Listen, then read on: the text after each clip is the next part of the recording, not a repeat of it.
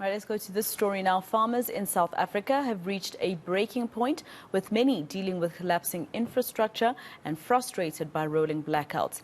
Beefmaster is one of the largest private employers in the Kimberley area and operates a meat processing facility. They have also been hard hit by the country's erratic power supply. Unreliable power has a knock-on effect in farming operations, starting with the inability of farmers to irrigate their crops. To discuss this further, I am joined by supply chain executive at Beefmaster Group, Roelie Van Reenen. Roelie, thank you very much for your time here on eNCA. You know, I just want to know if you're able to estimate the losses you've made, at least in the last 2 months. We've had rolling blackouts every day since December. Yeah, that estimate is a little bit difficult at this point in time. As you try in your business to maintain all business that you have to conduct, and that comes at an additional cost. So how do you define really the opportunity that you've lost maybe to have done it cheaper? It's a bit difficult. It is a bit difficult. It's not that easy. And job losses, Roelie, you know, is it threatening people's livelihoods at this point in terms of people who perhaps work at Beefmaster? Because at some point, people with businesses are looking at cutting costs, and usually jobs are one of the things that are unfortunately considered. Well, the Beefmaster Group, the employees is their most important asset. So we have been very fortunate in the many past years that we have had zero job losses in that regard. Yes, we do incur higher costs to ensure production and to ensure a safe product.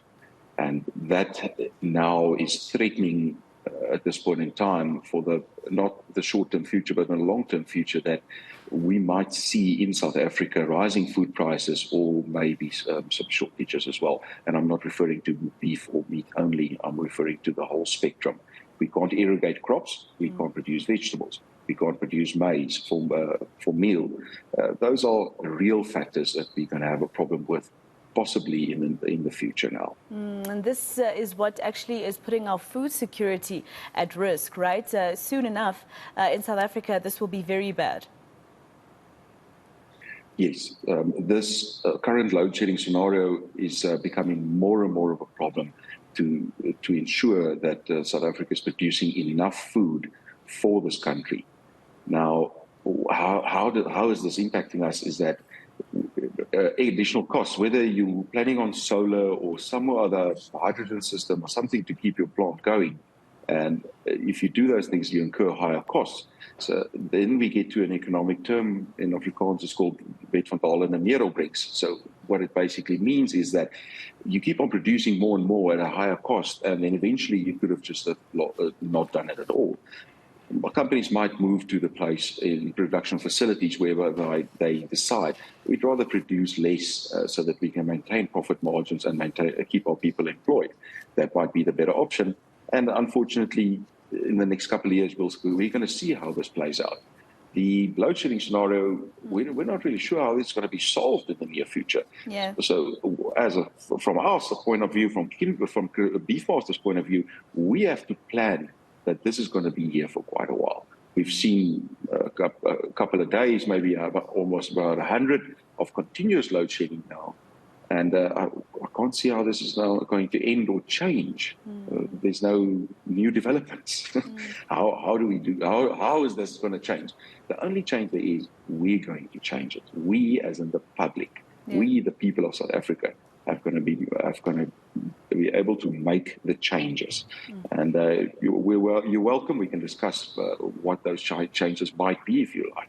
Yeah, of course. You can just tell me what kind of changes are you saying we can make as South Africa? I mean, the president is speaking on Thursday. And my next question to you was, what would you like to hear him say about the power crisis in his State of the Nation address? But I guess you have become so despondent, if I can call it that you're looking at solutions for yourself and not relying anymore on what the president or his ministers say. Well, lately there was an article published and whereby they referenced to the city of Johannesburg, Nelson Mandela Bay and Cape Town, where those municipalities have now indicated that they are planning to move away from Eskom and include private companies to produce electricity for them, which is actually quite wonderful news. Cape Town took it a step further. they said, well, they're going to start by buying from the public. Now, if every household can have 1 or 2 panels on their roof and some system, and we can push that into the grid of a municipality, that could be a real solution to take the load off Eskom and to see to it that Eskom can supply the rest of the country, like the mines or the rural areas where we irrigate crops. That could help, that there would be that electricity could be available there. Now that might be a shorter-term solution for that.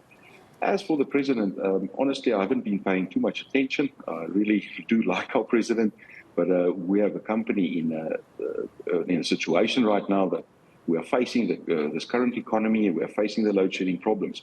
And my focus has been there. So I haven't been listening to what the president might say or might not say. I wouldn't want to speculate. No. I was asking you if you are hoping, what you are hoping he will say. But of course, many South Africans would say we are hoping he'll tell us that load shedding has come to an end, right? Because that's all we want to hear at this moment. We don't want to hear anything else about sorting it out in 16 months, 24 months.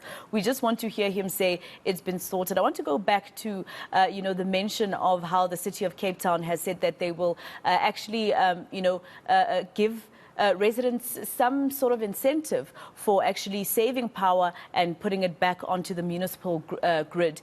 And this speaks to what you were saying earlier, right, in terms of municipalities being desperate to keep people on their grid so that, rate payers can still pay those municipalities, which most of them we know in South Africa are expressing that they're owed billions of rands and they are going broke, etc. So that, I assume, for you would be the solution in terms of municipalities working with locals to incentivize locals so that they can get power from to the grid. Yes. So if we as South African people, and we can at least stop criticizing the municipalities and trying to assist them in some way, and hopefully that the municipalities accept that from us, that can really help. If we can start working together to ensure a better future for all, instead of arguing with each other and blaming each other for all the problems that we're facing. And, my lights are off and I want to take a hot shower and I can't, and my kids want to eat, but I can't cook the food. Yeah. The reality is we are all facing those problems right now. They're all here, and it's not going away unless we do something about it. So that, from Cape Town's side, that incentive was a hand that was placed for assistance. And that's the great thing about it. So there is a lot of problems and questions that I have about that. Municipalities that are not currently paying their rates, they can't do that. How's that going to help? So there could be a snowball effect. Eskom could lose municipalities that are actually paying their rates. Now, which means that their debt ratio or paying customer ratio is going to worsen. Yes, exactly. That's a concern, and we need to take that into mind. Things will have to change in South Africa within those municipalities where rates are actually paid to producers. And that producer in this case is Eskom. Yeah. They need that income for producing the electricity that we use. That's true, but we pay them, Roelie. We pay them for electricity that we don't get. But thank you very much for speaking to us and for having this conversation with me. That was Supply Chain Executive at Beefmaster Group, Roelie Van Reenen.